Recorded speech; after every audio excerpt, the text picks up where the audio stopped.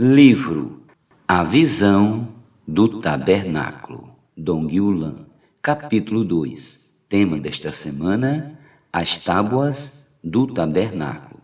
Meta de hoje: leitura das páginas 25 a 27. Tamanho uniforme.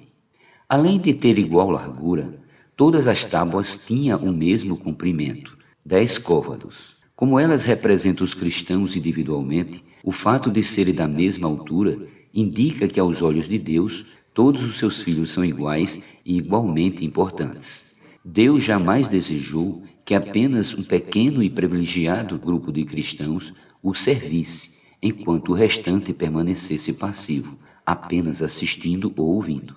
A vida divina que recebemos na regeneração capacita-nos a servir ao Senhor, funcionando em seu corpo como membros vivos.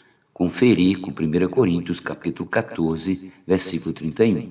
Por exemplo, quando nos reunimos com alguns irmãos numa casa para uma comunhão informal, todos ali são iguais. Não deve haver líderes e todos devem funcionar. Cada cristão recebeu do Senhor diferentes talentos. Alguns receberam 1 talento, outros 2 e outros 5 talentos. De maneira geral, é suficiente usarmos apenas 1 talento nessas reuniões. Mesmo que sejamos pessoas de 5 talentos, devemos usar apenas 1. Se usarmos todas as nossas capacidades e habilidades espirituais, inibiremos os de 1 talento de usar o deles.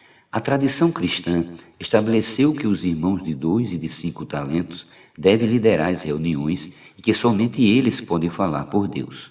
No entanto, de acordo com a revelação da Bíblia, especialmente nas epístolas romanos, aos Coríntios e aos Efésios, vemos que essa prática é totalmente contrária à vontade de Deus. É preciso ressaltar isto. A Bíblia revela que todos os cristãos podem falar por Deus. Talvez tenhamos dificuldade de compreender essa verdade por estarmos habituados apenas a ouvir os irmãos de 5 talentos. Sem dúvida, é muito bom que ouçamos o ministrar da palavra de Deus por meio de cristãos maduros e experientes. Por falarem por Deus, tais irmãos recebem mais da sua graça. Mas, e nós que apenas ouvimos? Onde está o exercitado dom que recebemos? Que graça recebemos se não usarmos o dom que Deus nos deu? Cristo não deseja que em seu corpo haja alguns membros superdesenvolvidos e outros atrofiados. Quem fala muito é como uma boca imensa, enquanto os que apenas ouvem são como ouvidos imensos. Isso não é normal, além de ser muito feio. Em vez disso, o corpo de Cristo deve ser harmonioso e belo, edificado por meio do igual crescimento espiritual de cada membro. Deus deseja que todos os membros se desenvolvam de maneira uniforme por meio de funcionar, falando por Deus, compartilhando experiências espirituais pessoais.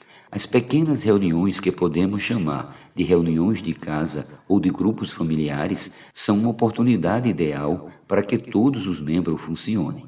Nessas reuniões, os irmãos de 5 talentos devem usar somente um deles. Que fazer com os 4 restantes? De maneira oculta, utilizá-los para produzir o funcionamento e o aperfeiçoamento do membro de 1 talento.